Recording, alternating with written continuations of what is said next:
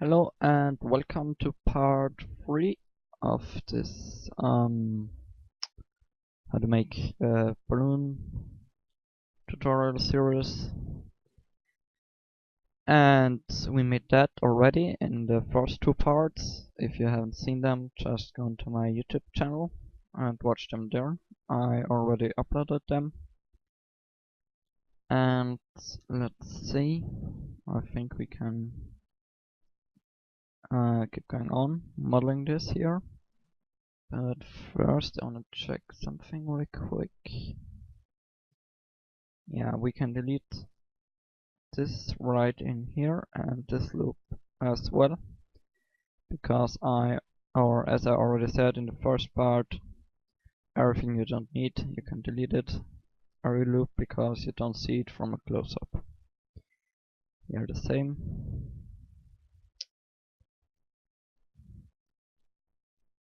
And this should save you render time. And this one and this one. So, saved some vertices, and let's see. I want to make these ropes right in here.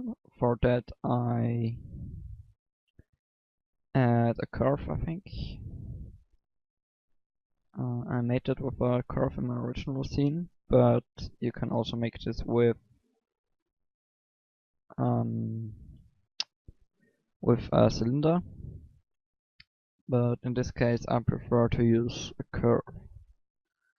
Turn off handles and normal, so you get a nicer display, because when you have handles and normals, you see it gets quite messy in the viewport. So close the tool shelf and enable screencast keys. So actually move it right in here, so it's about the origin point, and now position it.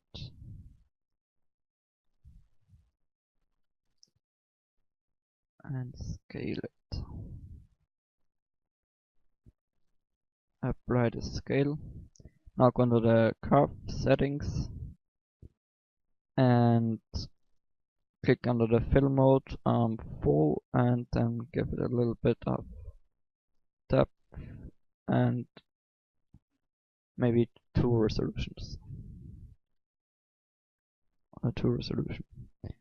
Make it a little bit thinner so it actually looks like a little rope, and turn on the snapping phase. Now press G and press Ctrl so it snaps onto the surface. And actually the handles, let's see, show you the problem. The handles are these things. They control how smooth the curve is, but in this case we want to have a linear curve, so we go to or select every handle, press V on your numpad and set it to vector, yes. And now we have a straight line. And if you would change that, it wouldn't affect much, because it's, show that extruded, it's a really sharp corner. So that looks quite fine. Duplicate it and rotate it, scale it maybe, and snap it to the surface. And just repeat that several times.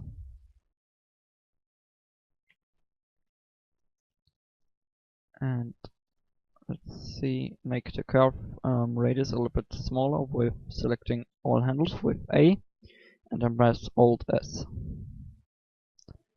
Make that here too, because we scaled it. So maybe it's a little bit more intelligent when we just duplicate it and then we move it, because we then avoid that it scales So, or the curve radius scales. So now I wanna set the 3D cursor to the selection right in here, so it's in the middle. You should make sure that it is here in the middle as well.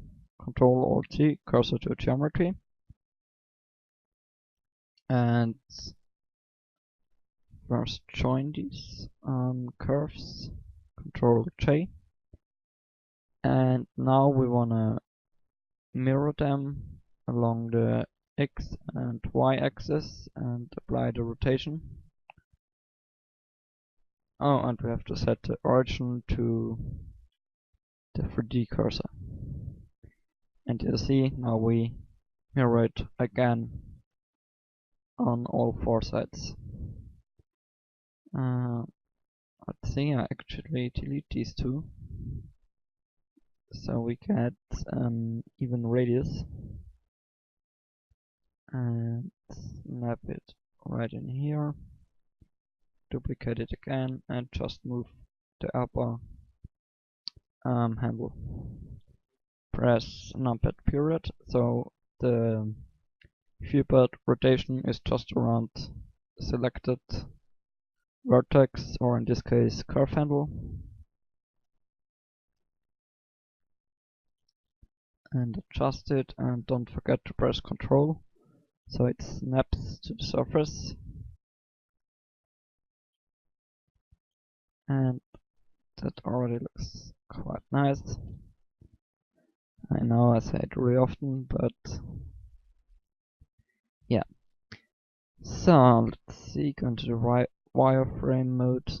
It looks good from the geometry amount, but maybe we put this to 1 because we don't see it, as I said 100 times before. And now we can press Alt and C and mesh from curve, meter, surface or text. Now we have nice cylinders. And actually, before I convert it, let's see, is it a curve right now? No. Just undo it several times so we have a curve again. Or actually, delete the mirror modifier and now convert it to a mesh. And now I want to add some seams right in here, because I want to unwrap this. You unwrap, and it isn't filled right in here, so it should unwrap properly, which it don't. Let's see. I pressed numpad slash to. Let's see, I haven't made the seam. I selected the edges, but I haven't made the seam. Control E and mark seam. So now it should look right. Yes, it does. Go out of the local view with numpad slash again. And now I want to load in another reference. Another reference is another texture and graphics. And this texture. Or let's see. No. Not this one. Let's see which one is the right one.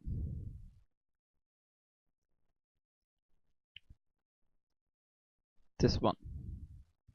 You see, this is a texture from CG Textures. Just type in search rope, I think. Rope, yes. And then you'll find this texture. So press Ctrl and P. But let's see. Average island scale. And now you can rotate these 90 degrees. 90. My capital writing was on. And now scale it along the y-axis, no, x-axis, so it fits right in here, and then scale it along the y, so it fits here. So, and make this with each rope.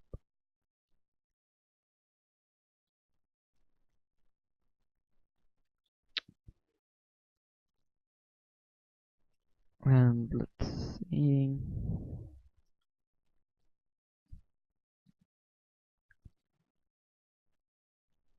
Maybe find a better texture, but yeah.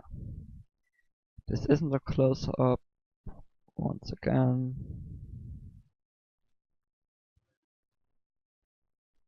So we don't even have to make a texture for that, but yeah, it's just some more minutes you have to invest, and maybe you want to do a close-up one time. So let's see, everything lined up, and now we can add a mirror modifier, x and y, and let's see, make a basic material, diffuse, and image texture, and select this texture.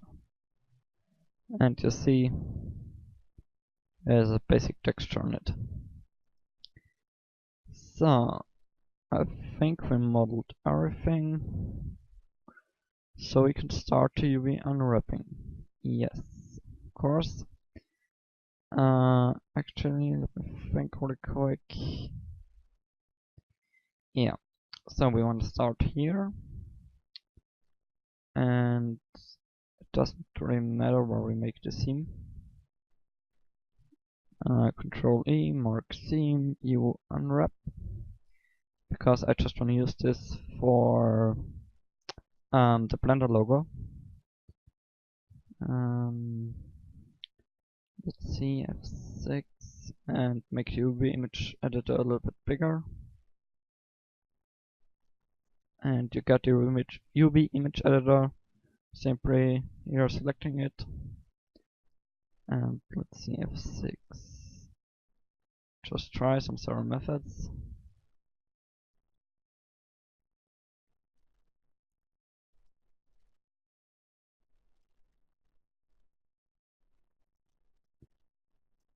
But I think the default works fine. Maybe try the Smart UV project or the cylinder protection project.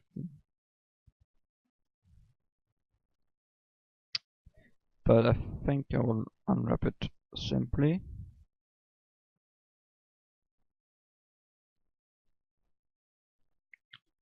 And for whatever reason it unwraps quite strange right now. So remove the seam and add it once again in.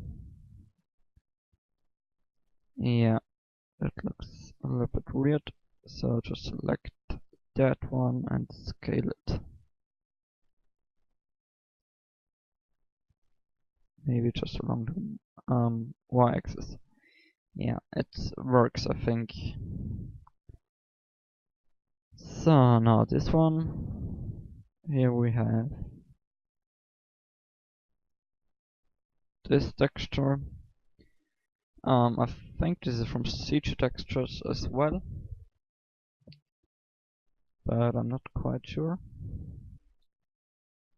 And I just separated this part down here, but maybe just this edge here.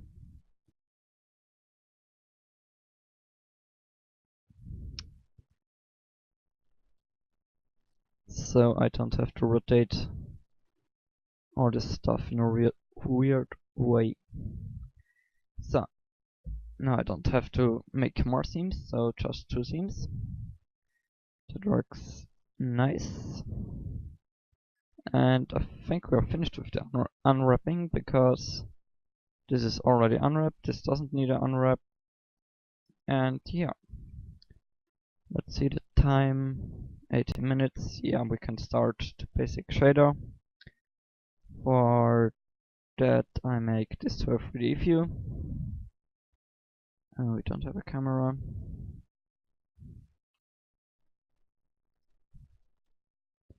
Control B. So we have this render border. And let's see. I want to load in a HDRI image. So I got a little bit of lighting. And you see all these, I just found them on Google Images. Just type in HDRI image, or yeah, I think HDR image, and you will find many of them. So select this one, Shift C for rendered mode, and start with the basket right down here, and let's see, node editor, material nodes, and select the basket. Yep. Diffuse texture is fine. We want to have a texture coordinate input UV. Normally you don't have to add this texture because it automatically uses the UV, but I want to plug in a mapping node in between, and this needs an input. So let's see, 30, 30, 30. That is too small. Or let's see, yeah, too small. 20, 20.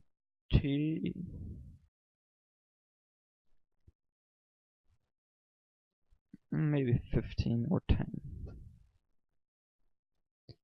Yeah, 10 looks fine, but the Z-axis actually, this doesn't affect much. Yeah, that looks nice.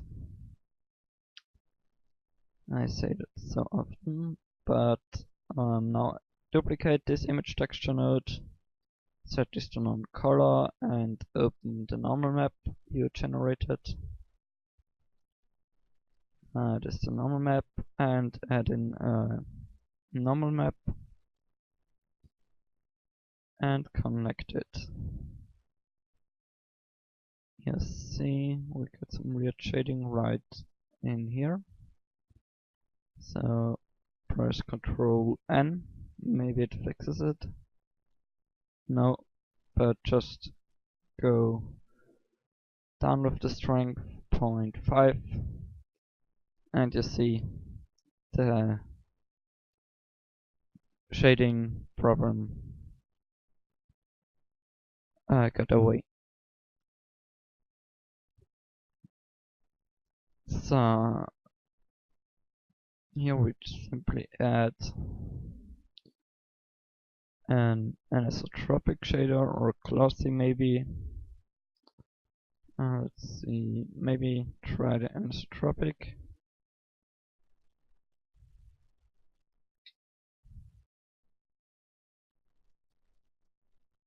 Turn down the roughness, slide it and hold shift, so you make that in small increments.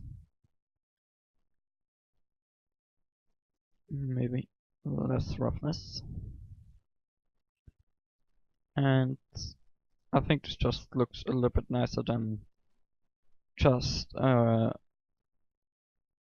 shader with roughness.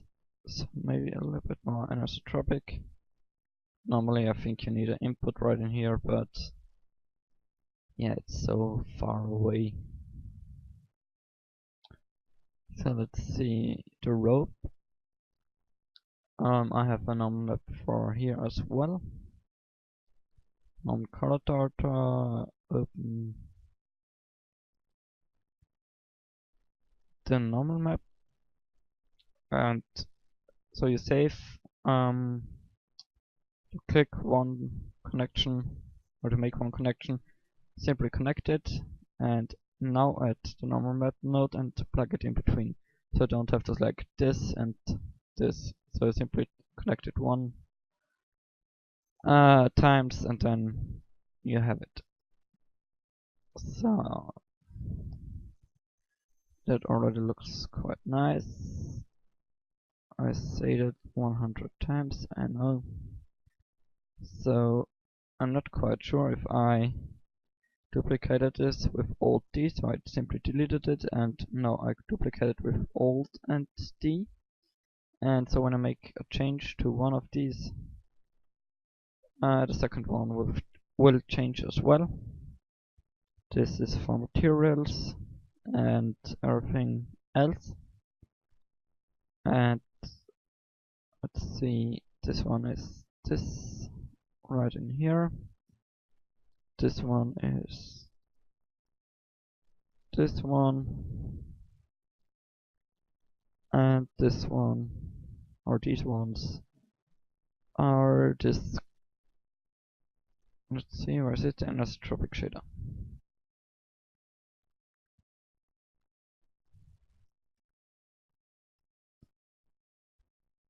But I selected the wrong one. Let's see. This one is this, and this one is. Oh, we don't have a material for that, and assign that as well. So, start with this one. That's that one, and shader mix shader, and add a glossy. Can add in here an anisotropic as well, but I don't make that.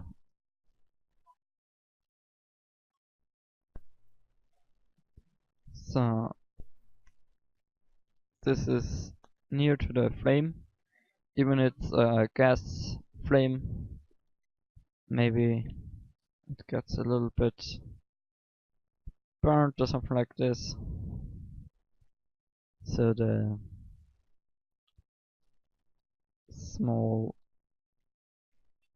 rests when it burns, maybe, and a little bit more roughness. So this one is that one here, I think. Yeah. You simply add an glossy shader, turn on the roughness, and just add a little bit with shift or hold shift while you slide this. But actually, it's a little bit too rough. I think this one up here.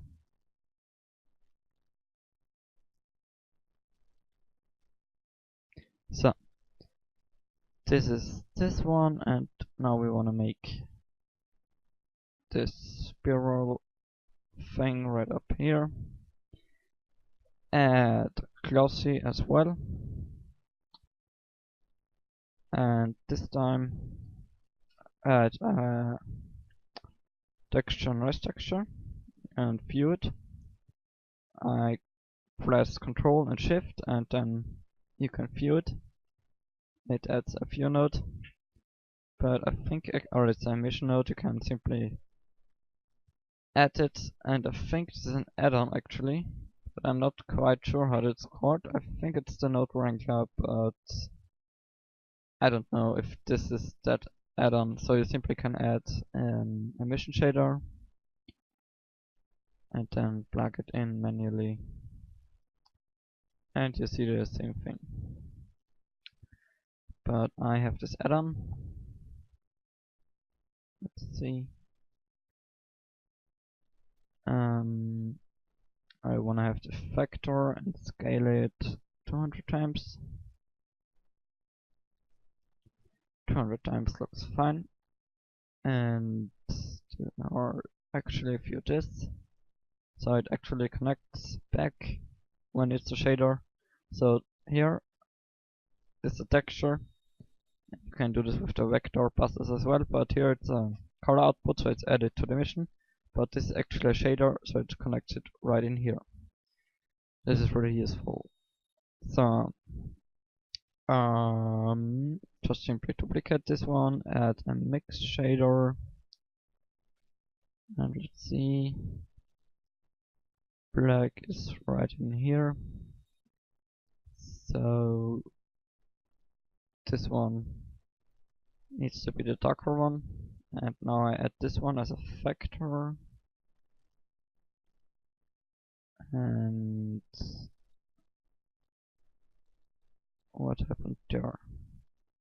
This one right in here, this one right in here, and the factor is this one. So, and add a converter, color ramp, and view it again, and just make it a little bit more, yeah, so the edges in between are much sharper. And turn this weight on. So this is from the flame maybe, or some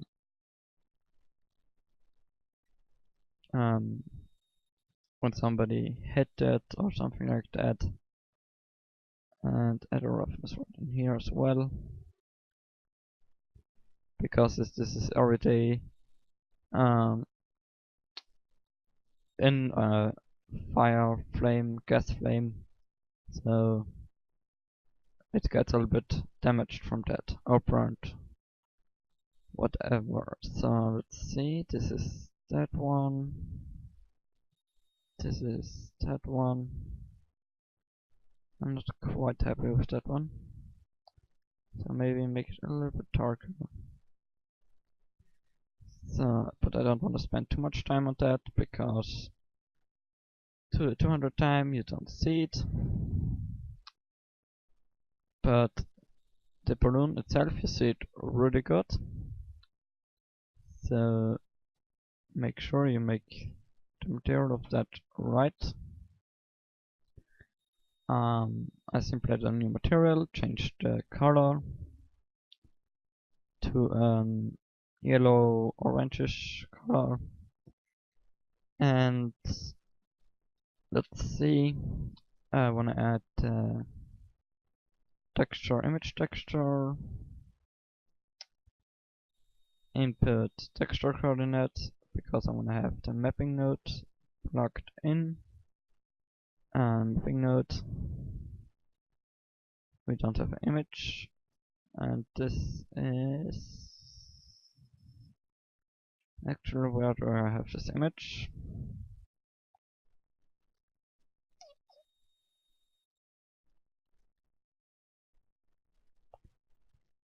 Let me pause the recording really quick. So I found it. Here I have the Blender logo image. You can download that from blender.org/logo, I think. I will put the link in the description. Let's see. And I'm gonna scale this down to 0.1, 0.1, and here, or 0.1, and min and max. But something doesn't work. Let me see. 0.1. Let me see really quick what the problem is, and then I will be back. I got the problem. I scaled it weight on. You have to scale it up, so maybe 5, 5, 5, and now let's see, set this back to 0, then here it is, and now simply adjust it, move it upwards. No, that doesn't work. So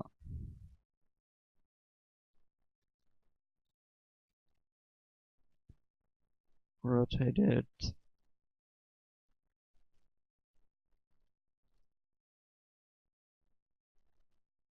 So let's see, scale it along the z-axis a little bit more. Oh, that's why we don't have a z-axis in the 2D space. And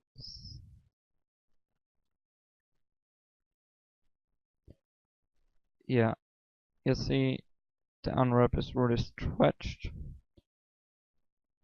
and actually scale it a little bit more down, so maybe 6, and adjust it again.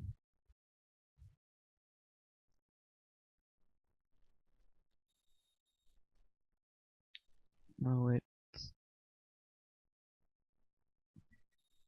actually I do the unwrap again because this looks horrible, and this looks more horrible actually. Let's see, turn off this function right in here. I think I have to add a second seam, and this one is on the opposite side,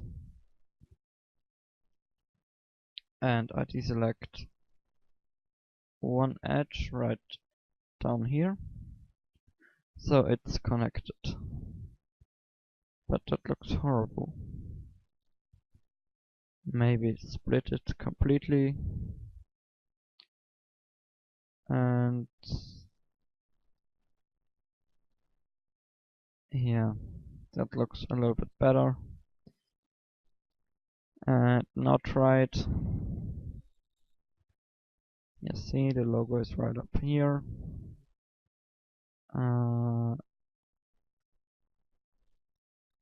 And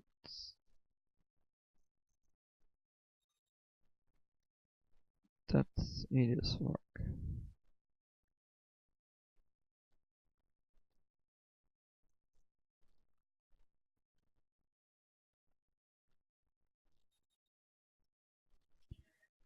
So scale it along the y-axis a little bit more. So that looks fine, maybe a little bit more along the z. So now it looks fine. And that was it for the first or the third part. And the next part we actually finish the shaders, or keep working on the shaders, and maybe we start to make the matte painting. See, adjust it just a little bit. A little bit stretching right here, but that doesn't matter. So see you in the next part. Maybe share this video with your friends or somebody you know who works with Blender. And yeah, see you in my next video. Hope you like it. Maybe subscribe to my YouTube channel, and see you next time. Bye.